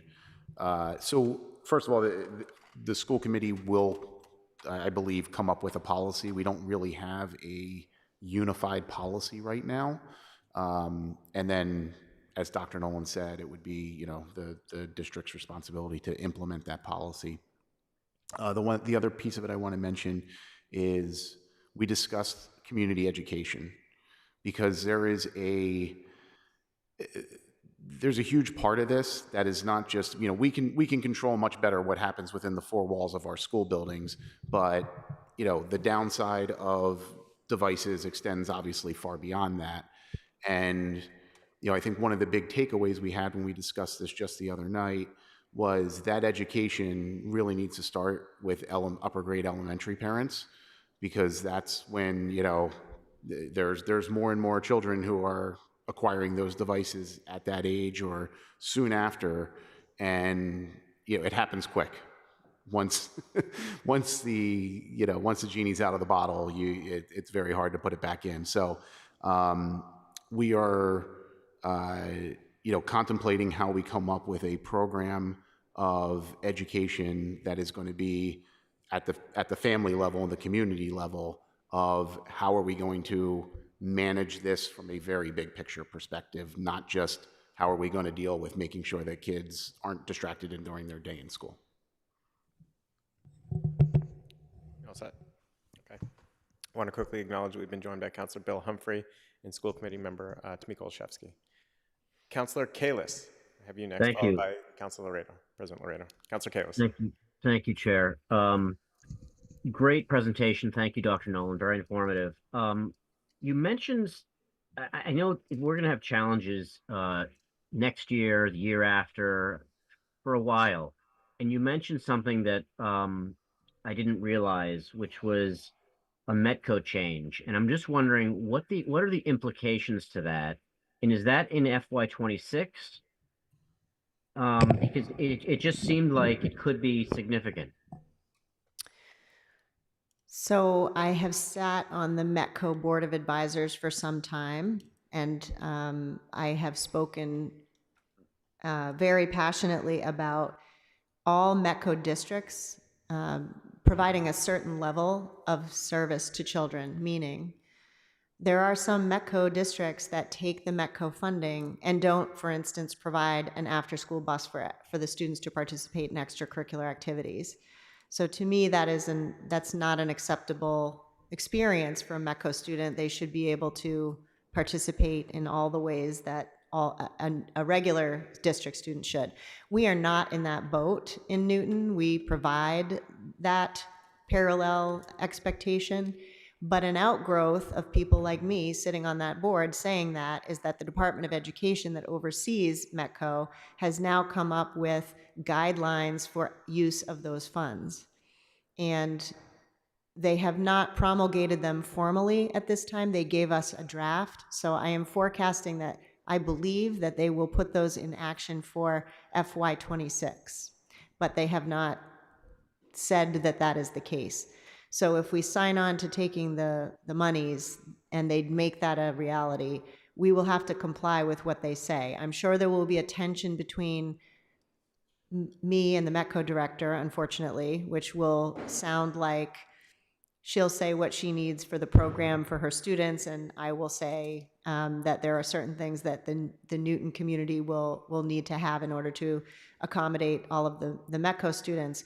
But to be fair, the METCO program is trying to say we want all the resources used for our kids. We don't want a school nurse that may or may not see a METCO student in a day to be fully funded by METCO funds. So I understand it, and I've advocated for a certain level of parity of use of funds. We'll just have to see what that means next year when they execute the grant for real. Because that could potentially increase the number of teachers that we need to have, correct? It could increase the number of teachers we have to put on the operating budget by 7. Okay. All right.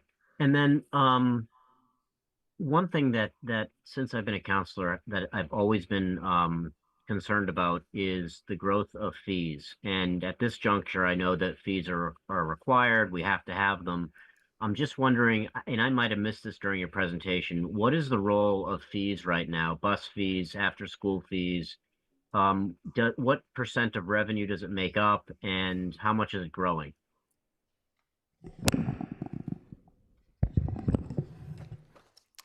Thanks, Councilor Kayla. So we have a pretty detailed section in here in the budget on fees. You may be aware last year for the FY24 budget, we increased the fees pretty significantly to basically help us reduce having to make less cuts than we had. We are collecting upwards of approximately $3.5 million in fees. That's across various areas, and I would say are very similar to what many surrounding communities do. So that includes transportation fee, athletic fees, an early morning program fee. We've got all the fees that are kind of listed out here. We've tried to make these both accessible. We have financial assistance available to basically any family that applies. And what fees have become for us and for many districts, I would say, are become basically necessary evils. They're offsetting direct expenses. That percentage can range from anywhere from 15 to 25%. So it's still not really covering certainly the entire cost of those program costs. We use them to directly offset the cost of whatever that program may be. So that's the extent of the fees, and it is an area as we have increasing costs. If we've got staff on these fees and those staffing costs go up, if fees don't go up simultaneously, the operating budget basically is forced to take on more and more. So before last year, we had not increased fees for a number of years, and we did take a look at a competitive set of communities. And and felt like we're in line with those. There are certainly communities with less fees, but there are communities with higher fees than what we have as well. But the budget book, I can reference those page numbers. We've got some detailed information on those fees if you'd like.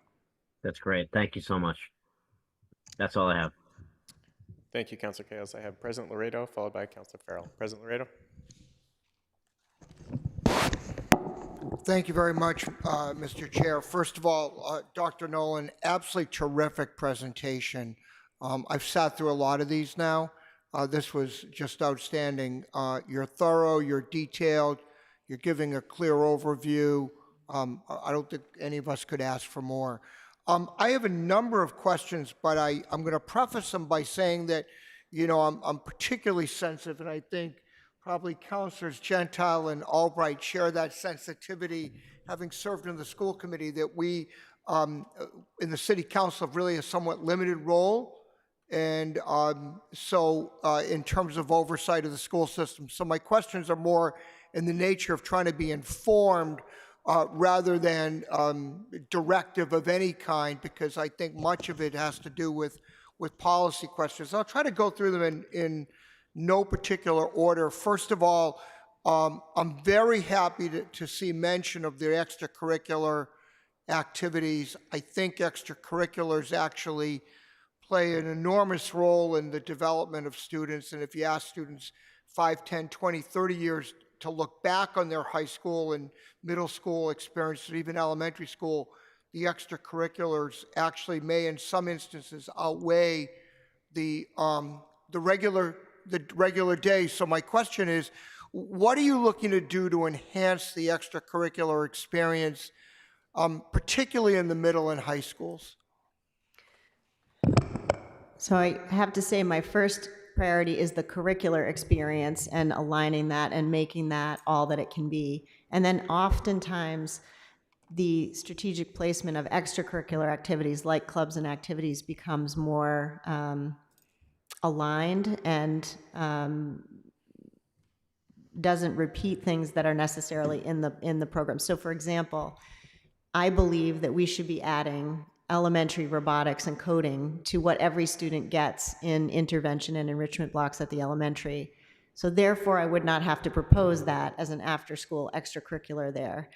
So we don't have that at this time. Many schools do. So that's just an example of the order of operations that I feel we should do. I'm actually still getting my head around how are we doing with what we currently have. So in the work to rule environment of this year, I did not get to see how it actually all shakes out with all of the stipends that we provide and what does that mean for penetration into the after-school zone, particularly for middle and elementary school students. For high school students, some of it was just more evident. So I'd like to have a shot at mapping that in a different way next year before I give you a strategy on it. And I don't mean to imply that extracurriculars should Oh, I didn't take it that way. replace or, the primary mission of the school system, but I do think it's an important part, and I appreciate that. Next, the devices, I urge you to come up with a policy. Boy, that's a tough one. There's a lot of discussion about how to do that, and I think that goes along with the issues that we don't have to talk about this evening, but the issue of especially young teens or teenagers having excessive use of devices, inability to communicate with one another directly because of them. And I'm sure you're going to be grappling with that, but I think those are very important discussions to have. I'm also very pleased to see you talk about some kind of alumni association. I think, frankly, that's a very neglected area for us, for multiple reasons. One, the obvious is fundraising. Colleges and universities and private schools, they get a lot of money from their alumni, and there's no reason we couldn't be doing at least some of that. Not that I'm volunteering necessarily to make a tremendous donation, heard that as a although maybe sign-up. some of my fellow alums will be happy to do that. Two other things. You've talked about the successful graduate and what that looks like. And how do you envision both coming up with that, which I think is critically important, and then over time, 5, 10, 15, even 20 years in the future, measuring whether you've achieved those goals? So we've started that process with the community now, and what that has entailed were 2 community meetings back in January for what's called a co-spaces discussion, where we pondered things like, what does the world of smart what does SMART mean 25 years from now? What does design thinking mean to us? What is the role of empathy in student life? What are the practical skills, communication skills? So we did 2 community sessions, one at North, one at South, which were extremely well attended with families. That feedback has been aggregated. We just finished a session with students from North, students from South, all of our 100 department heads, deans, vice principals, principals, and central office staff, and then a third session with 40 educators from across the system. So that's to create the first round of information. Then a survey will be sent to the community to ask for them to rank competencies that are the typical competencies right now based on the world of work, aligned to the conversations that I just summarized for you. So if we said design thinking is important to us, here are the 5 skills that are most closely associated with design thinking, and we're going to put those competencies into a survey, and we, the Newton community, will rank them in a survey. Then there will be a design team of 100 folks from the community who have signed up to participate in this, who will then say which competencies and what does that actually look like in the schools. And then our teachers will then have to take that information and say, how does my course, my 3rd grade class, align to those? And that's a couple-year process to get that alignment done. But systems that have done this well then do things like reorganize their standards-based progress report for elementary to include the competencies. They have aspects of their final exams or projects. They have demonstration days and internships and opportunities at their high schools that actually build on those. They have career fairs at the middle schools that focus specifically on the profile of a graduate competencies.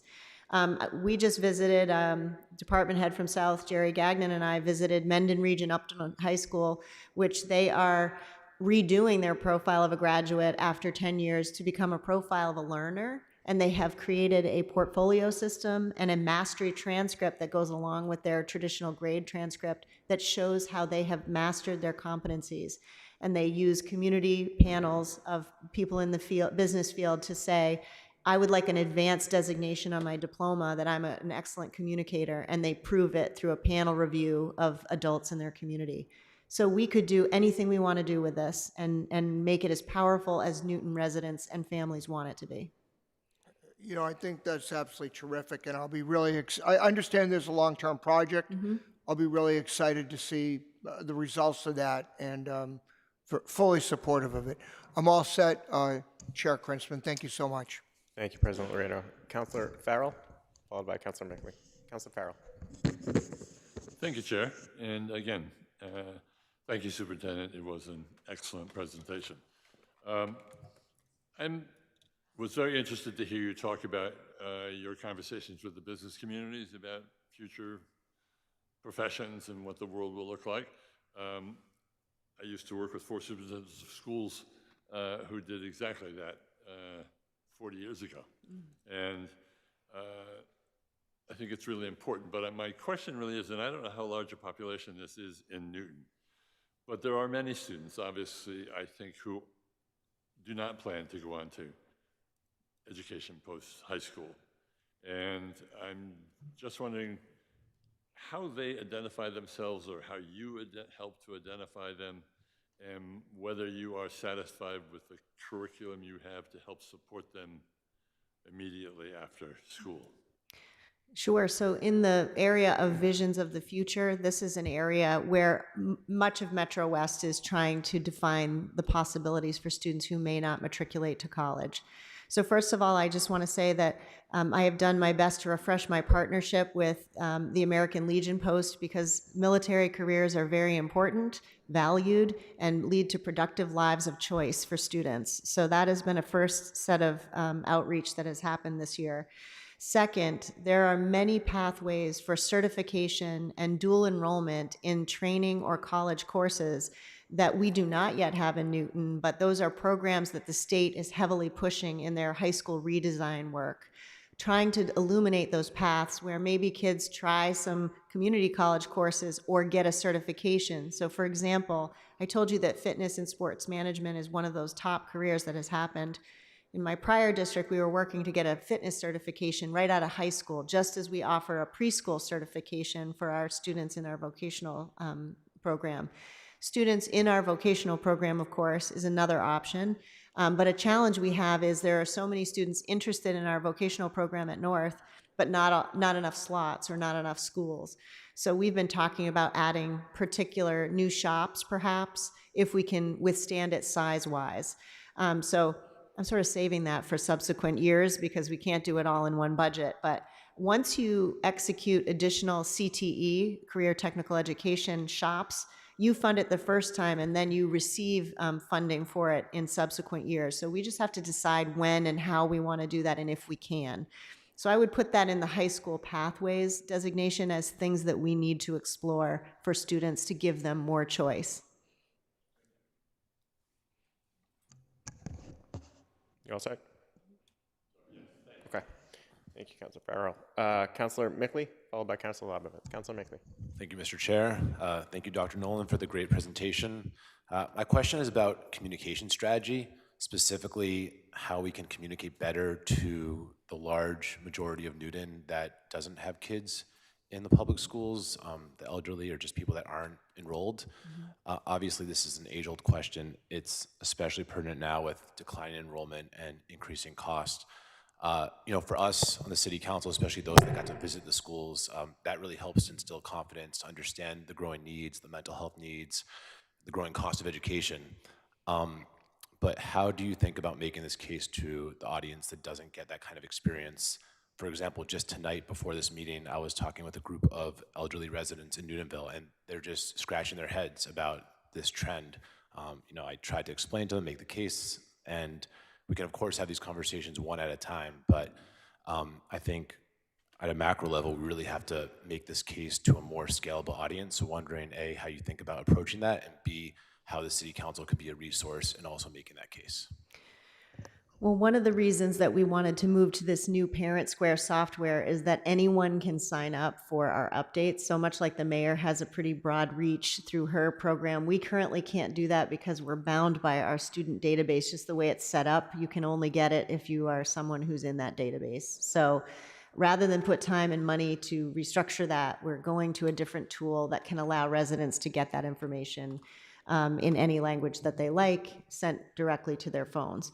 That said, I also did a 59 barbecue tour of the city this summer. I met a lot of senior citizens at those events. They live in neighborhoods, they're close to their neighbors, and they came. And those were good ways to start to educate different populations. I also went to the senior center, and out of that visit, actually, 3 people came and participated in the Profile of a Graduate process. So I do think it's about going to the places that seniors frequent and having those kinds of listening sessions and explaining sessions. I also have been putting on social media this year posts that are designed to illuminate things that are newer in education, like behavior techs or BCBAs, behavioral therapists, things that when we were in school did not exist and probably didn't exist in prior generations, just to help folks understand what some of the added complexities are. As far as how the city council can help, I mean, we can always learn to do better. You have deep, rich, and diverse constituents. If you feel in your particular ward that there are ways that we could be more effective in reaching your constituents, I'd love to know what those particular aspects are. We'll have a new family engagement specialist in the central office this year, and I'm looking forward to that person creating that kind of strategy. That's great. Yeah, and I think as a follow-up, there's definitely some action items we can touch base on. So Great. thanks for everything you're doing on that. Yep. You all set? Okay. If there's a 59 barbecue tour this summer, I'm in. I love a barbecue, so. All right, I'll be there. I have Councilor Labovitz followed by Maliki. Councilor Labovitz. So I just also want to thank all of you for outstanding work, and particularly for your frankness. It's not just the presentation, but your frankness in answering questions. I think you mentioned that there's increased need for, as a result of IEPs, that there's an increased need for services for younger children. Is that Is that correct, or? So it's or not maybe- necessarily increased from prior years. There's just an increased complexity of need in the average general education student. Okay. So they come to us looking a little younger, a little more dysregulated. We don't know if that's COVID or phones or combination of things. That was my question, Mhm. you know, why? Mhm. But you've answered that, so thank you very much. You all set? Okay. Counselor Maliki, followed by Counselor Block. Counselor Maliki. Thank you, Chair, and thank you, Dr. Nolan. I'm going to make kind of be all over the place here, things that I just wanted to understand better. Let me start. I just wanted to make sure I understand on the elementary school. It's 254 classrooms and 2 additional FTEs in reserve. Does that mean if your estimates of student population necessitate 2 more classrooms, you could go up that many? That's correct. Okay, and then if they're not needed, that would be sort of next year's carryover? It could be, or we could deploy them this year for support services. Okay, so it could be used this year too. And at a previous meeting, I asked you about the issue with substitute teachers being insufficient, particularly at the high schools. And I noticed the substitute teacher budget line is the same as last year. Is that because you can't even sort of find the people to spend all the money? That's correct. We did increase our substitute workforce by 60% this year, and we still did not expend that full amount. Okay, so there could be a continuing problem with students sort of being on their own during certain class periods? There could be. However, the new teacher contract honors the right to a math teacher subbing in for another math teacher and being compensated for that additional workload. So colleagues can now sub in for colleagues in a way that they could not do in a prior contract. That plus the added electives plus the 60% increase in workforce, I'm feeling hopeful. Okay, and is that already in effect this year? Which? For the rest of this year? Yes. Okay, so you'll get some experience with how well that's working. That's good news. Correct. Also, the COVID restrictions of days out being taken away also helps in terms of people returning to work more quickly and fewer COVID outages. Okay, and so people don't have to follow whatever the guidelines used to be because they're not so strict anymore. There are no guidelines, really. It's a free-for-all. Right. Yeah. Also, I was curious about, it said on the charter maintenance item, no new solar projects are anticipated to reduce future utility bills, but Josh Morse has been talking about eight projects that I think include some school roofs. Is it just that they're not going to be in time for this year? So the beautiful thing about Newton is things change quickly. And so at the time of the writing, and I think probably as soon as this came after, Bill Ferguson got in touch and said, we've got solar projects back on, and they are going to be touching a number of our schools. So we're super excited about that, which is great, obviously, from a green perspective. I don't believe, and the mayor's here, I don't believe there's typically at this point huge savings with the solar projects. But from greening our energy sources, it's the right thing to do. But at the time of the writing, thank you, she's nodding in agreement.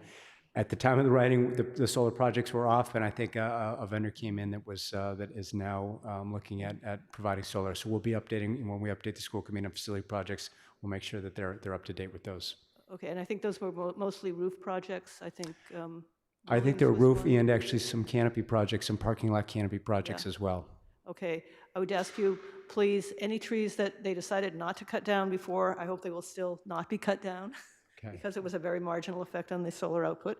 Also had a question on the bus utilization. I noticed that the ridership is a lot lower than the eligible riders, which I guess is based on the fees. Is that because people are buying bus fees and maybe just using them in the morning or just using them in the afternoon? That's right. So we have eligible riders. We have some families still that actually do get a free pass, and they just will sign up for that bus pass. So our Director of Transportation, Regina Moody, will do a transportation head count several times a year, and that is basically reflective of the number of students riding that bus compared to the number of seats, basically passes that are sold. Saying that, though, that we still actually do have crowding issues in some of our schools, on some of our buses, particularly at some of the middle schools and high schools. We've got a lot of riders that are on those buses. So the buses are pretty full, basically. They are pretty full. They are pretty full. Some of our smaller elementary schools, they may only have 15 or 20 riders, but again, we do actually a 3-tier system with our bus system. We're actually utilizing, we've got approximately 34 in-city buses, and they're basically being used for elementary, middle, and high school runs, and in some cases, private school runs as well. And then even the Boston Metco families that come in, they get dropped off. Even those buses are utilized as well to do runs. So we've got transportation going on all morning and afternoon. Okay, I was just wondering if there was any opportunity, if you lowered the price a little, you'd get more ridership, and that would actually help you bring in more, but it sounds like you don't have the capacity to do that without sort of a quantum increase. That's right. I mean, we did increase the bus fee this past year, and again, we've got some stats in here. We approved more than 99% of all waivers for any family, so we would, that would be an area that if a family in need, we're not going to turn them down for riding that bus.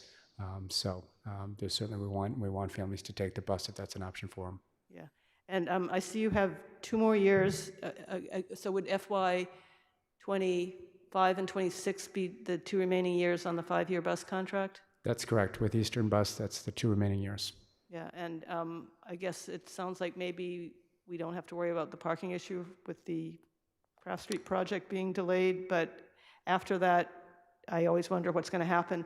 And I'm wondering, is there any prospect of I know it's a huge expense, any prospect of electric buses being an option by the time the contract is up for renewal? Because I would actually maybe make it easier to find a place to park, because you wouldn't at least have the fumes, and it would be a lot quieter.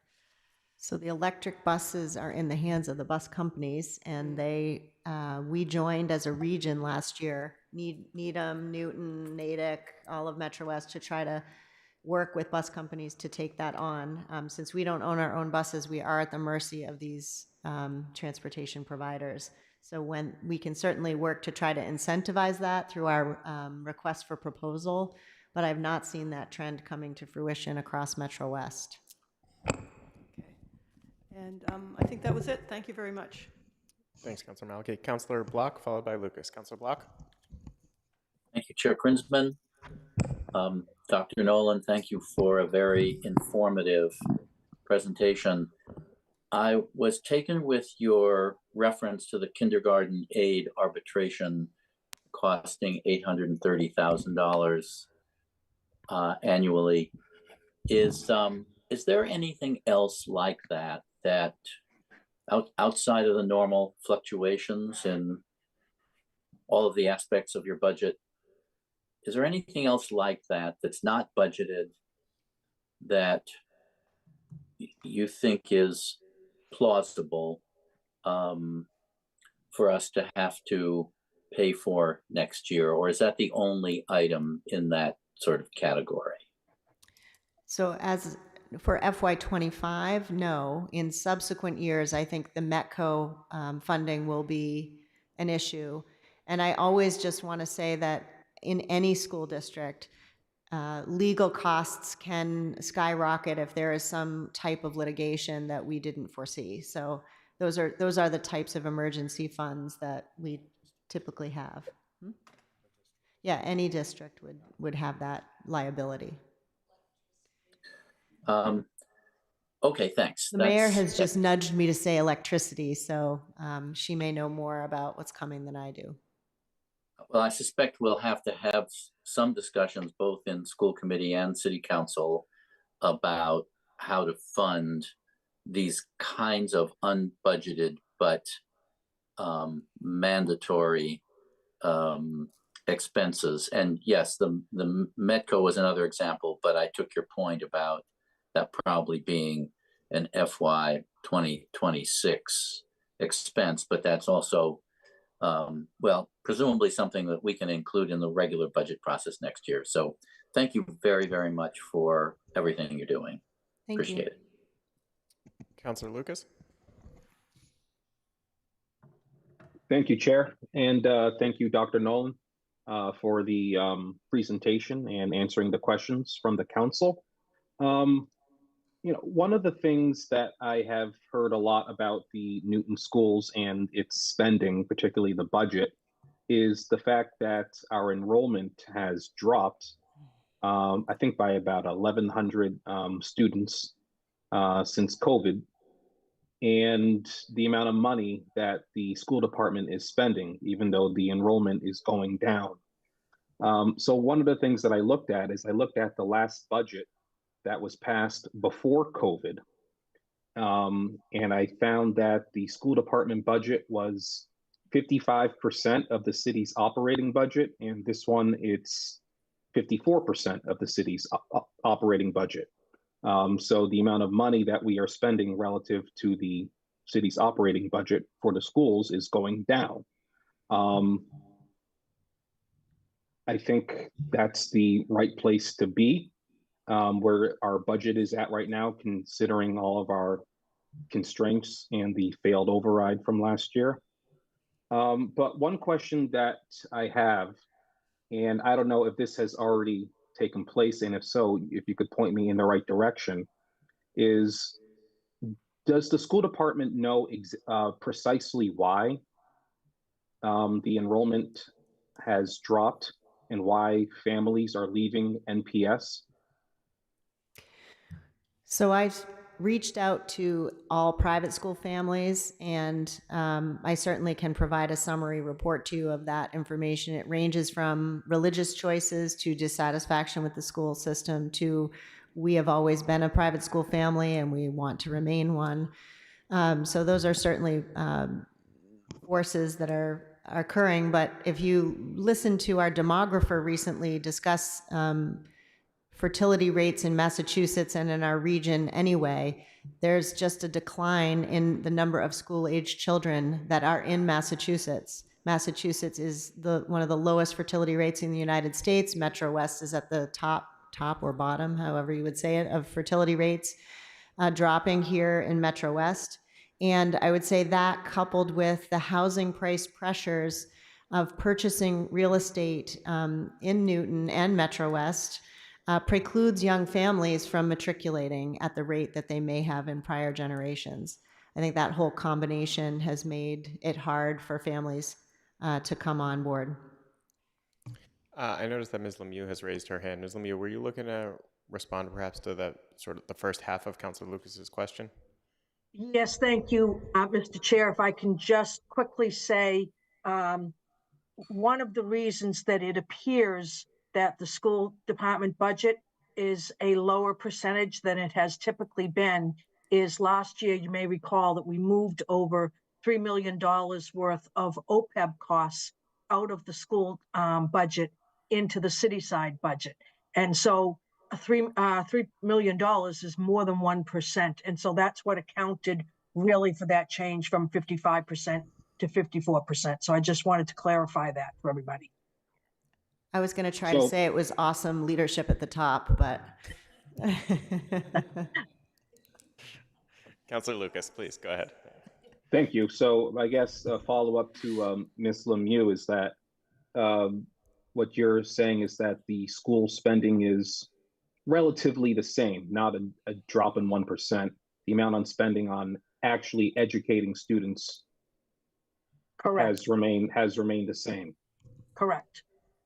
Interesting. Okay, I'm gonna think about that one offline. Councilor Lucas, I think Mayor Fuller wanted to respond too. You want to allow her to respond? I don't see why not. Okay, Mayor Fuller.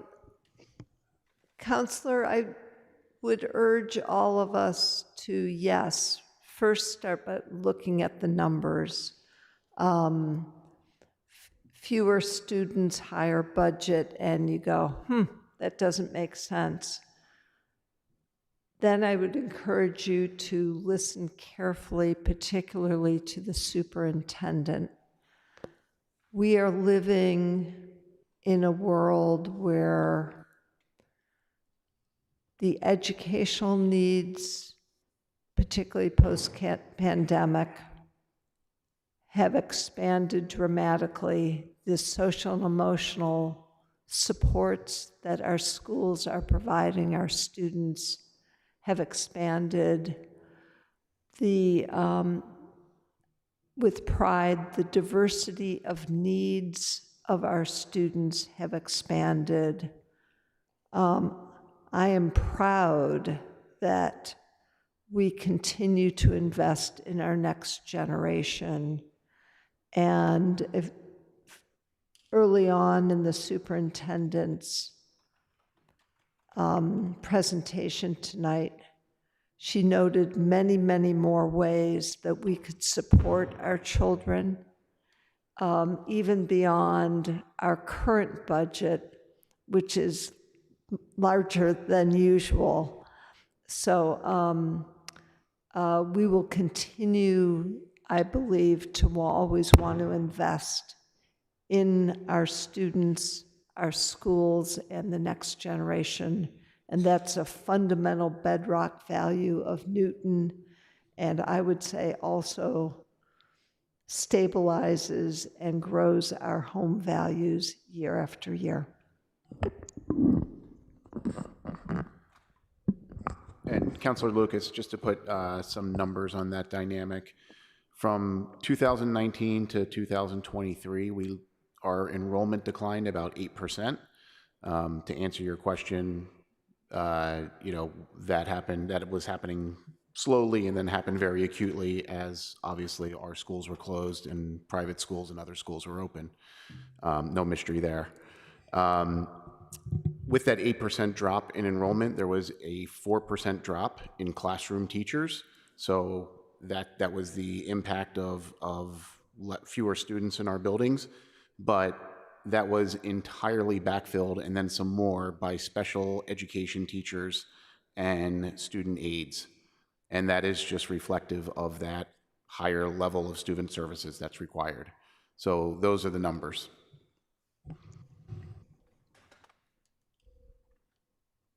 Thank you. Dr. Nolan, I will follow up with you offline regarding the report that you had mentioned earlier as to why the families are leaving NPS. And Mr. Chairman, that's all I have. Oh yeah, and thank you, Mr. Bresky and Mayor Fuller, for your comments. I appreciate it. Thank you. Thank you, Councilor Lucas. I'm just going to add, I don't see any other hands at the moment, so I'm going to add a couple quick comments. I want to also express my appreciation for the fantastic presentation and the amount of information that was provided. Found it excellent. In the past, the City Council had passed some resolutions, had expressed some sort of sense of the council on a couple of things related to fees and related to transportation. And I just want to inquire, is the plan for the parking fee at the high schools and the bus fee to remain the same? Yes, it is. To each other, right? Okay. I know there was a sense that the bus fee ought to be lower than the parking fee to incentivize more students to take the buses, but just curious about that. The other thing I wanted to ask, this winter and during the budget discussions and during the strike, we heard a lot of talk about the future state of the budget and the future funding options. We heard a little bit about sort of a gap as the pension funding sort of waned off and more funds became available, but there was a little bit of a sort of a gap to get to that point. Is there anything today or in this budget that's contemplated with that, or are we sort of thinking about that as we go forward this year? Yeah, so Councilor Krinsman, I think you're referring back to when Dr. Nolan and I were here before the council right after the strike. And it was at that time, there was a slide we had that, it's like a 2 to 3. Showed level services going out into the future. And when the Education Stabilization Fund is depleted 5 years from now, then yeah, there's the expectation that we face a gap in funding until, I keep referring to it, that glorious day in September 2031, when the pension is fully funded and it just alleviates a lot of financial pressure in the city. There's nothing specific in this budget that sort of attacks that. We are operating, and this is the discussion I have with Dr. Nolan and Liam, every $200,000 that we can save here or there is $200,000 that's applied to start filling that hole 5 years out into the future. And that's kind of the mindset we're operating with. Obviously, we're going to do everything we need to do to provide the services our students need, but in terms of the efficiency of our operations, and so, one way this plays out in reality, so the incremental folks we're going to have in our elementary schools to address those MTSS, those tiered systems of support, we're expecting that's going to save us $250,000 or $230,000, I think it was, in contracted services that we would have to go out and bring in third parties to help provide. So there's a sort of real return we're getting year one on that investment. It's obviously much better for our kids, but it's money that we're not going to have to pay for outside services. And I know Dr. Nolan is looking to bring in incremental revenue. She had put forth a proposal in school choice that the school committee did not pass, but that would have been incremental funds for the schools. So we're still going to be looking at how do we bring in more money. The alumni, Dr. Nolan mentioned the looking at alumni networks. How do we bring in incremental revenue? How do we provide the same level or better services, but do it in a more efficient manner? And then ultimately, we're going to have to address that big hole. And I remember saying when that slide was up, like, this is the one takeaway I wanted everyone in this room to have, because this is something we need to address now and start thinking about, and not in the future.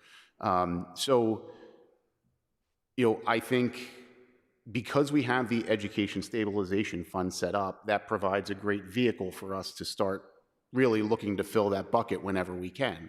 So I think those opportunities are going to be, when there's a free cash certification that is beyond what the city typically carries, that's going to be an opportunity for starting to fill that bucket by virtue of the Education Stabilization Fund.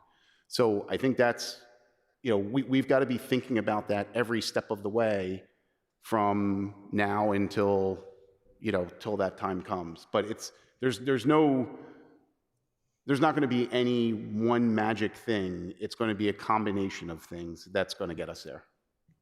Okay, that's helpful. So just to sort of restate, the answer is no. Just kidding. I'm just kidding. I appreciate it. Thank you very much for the information. That was quite helpful. Councilor Gentile. Actually, I don't want to interrupt. You're probably going the same place I was to maybe talk about a vote, so go right ahead. Sure. The option, it is exactly where I was headed, which is sort of the options now. We can certainly hold the item if folks don't feel prepared. If we wanted to take a straw vote, historically it's both in Programs and Services and in the Finance Committee, with the respective members of those committees taking the straw vote. My understanding, unless someone wants to correct me, is that the proposal is a budget of $282,647,007. That includes the $4.1 million from the stabilization fund. But my understanding, again, someone can correct me if that's wrong, is that what they would be looking for the city council to approve is the $282 million number. Double check with Maureen if they're two different. Maureen, are you hearing the words that I'm saying and in agreement with them or disagreement with them? Excuse me. Yes, I am in agreement with you. I love it when that happens. Great. Thank you. So, Councilor Oliver, are you making a motion? And if so,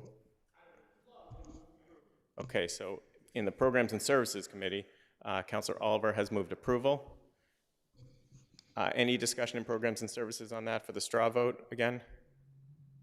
Okay, in programs and services, all those in favor, please say aye. Aye. Any opposed? Any abstentions? Okay, thank you. Councilor Gentile, do you want to recognize Councilor Grossman? Yes, in finance, is there a motion to either approve or hold? I would like to move approval, and I was quiet tonight, atypical for me in a school budget meeting, but while I'm making the motion to approve, I just want to add my thanks, not just for the presentation, but there's been a tremendous amount of work that you have all done this year, and I so appreciate it. Move approval. Okay, Councilor Grossman has moved approval of the recommended budget, which is $282,647,007. Any discussion? All those in favor, please say aye. Aye. Any opposed? Abstentions? The vote is 6 in favor with 2 absent. All right, I believe that is our last item. Do we need to hold the items? No, okay. So with that, I believe we can adjourn for the evening. I want to thank everyone for participating. Thank those of you online. Thank our Dr. Nolan, members of the school committee, Mayor Fuller. Thank you all for coming. Have a good night.